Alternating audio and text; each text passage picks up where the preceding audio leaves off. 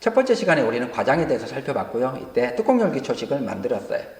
그리고 허리 회전, 대칭, 힘의 폭발 등을 살펴봤는데 회전에는 회전축이 있을 거고요. 대칭에는 대칭축이 있겠죠. 힘이 폭발을 하면 그 힘이 이동하는 길이 생길 텐데요. 이 모든 게 다 척추예요. 이 척추를 대신해서 몸통의 정렬을 살펴보는 건데요. 이 몸통과 관련해서는 세 개의 원칙이 있어요. 첫째, 몸통은 뒤틀리지 않아요. 그러니까 어깨랑 골반이 항상 같은 선상에서 움직이는 건데요.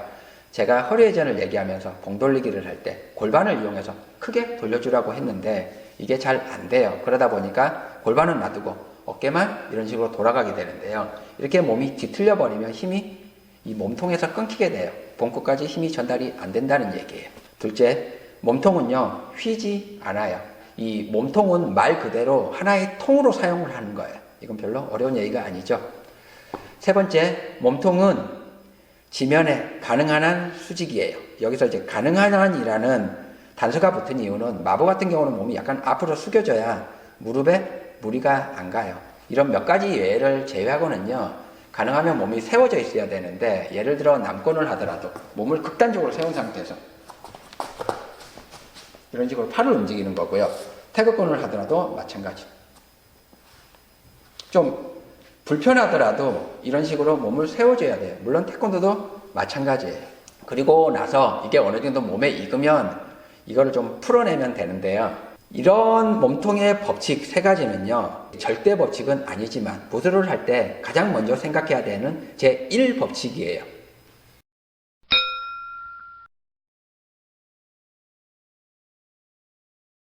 제가 대칭을 얘기하면서 그 사람의 무술 실력 혹은 그 동작이 맞는지를 확인할 때 대칭이 맞는지를 먼저 확인한다고 했잖아요. 이와 더불어 그 사람의 몸을 살펴봐요. 그래서 몸이 잘 서 있으면 그 사람이 고수인 건데, 이 얘기를 조금 이제 극단적으로 얘기를 하면 품새를 하기 전에, 무술을 하기 전에 우리가 차렷을 하게 되잖아요. 이 차렷 자세만 봐도 그 사람이 고수인지 하수인지 알 수 있다는 얘기예요. 제가 전신의 균형을 얘기하면서 이거는 전후, 좌우, 상하의 균형 정도로 생각하면 된다 이렇게 얘기를 했어요. 좌우의 균형은 양팔의 대칭을 맞춰주면 되는 거고요. 상하의 균형은 제가 그때 팔굽권의 진각, 검도를 예를 들면서 위아래 균형이 안 맞으면 몸이 경직이 되면서 다치게 된다 이런 얘기를 했죠. 그리고 이제 남은 게 앞뒤 균형인데 이게 지금 얘기하고 있는 몸통의 정렬하고 관계가 있어요. 제가 무술을 얘기하다 보면 활백은 볼기근 얘기를 많이 해요.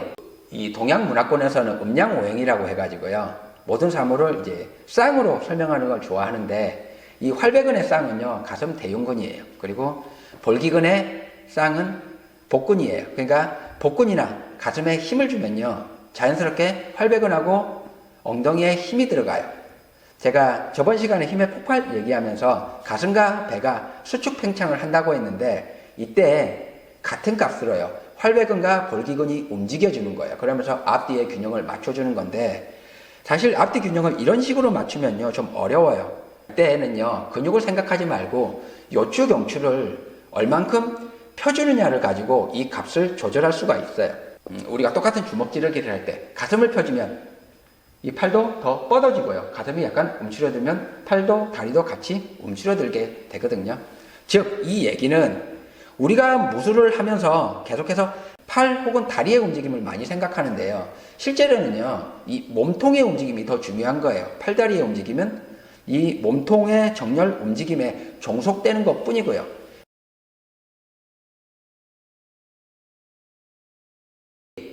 지금 무술 실력이 잘 안 느는 이유는 뭐냐면요, 이 팔다리의 움직임을 연습을 해서 그래요. 물론 이걸 하면 기술적으로는 실력이 늘어요.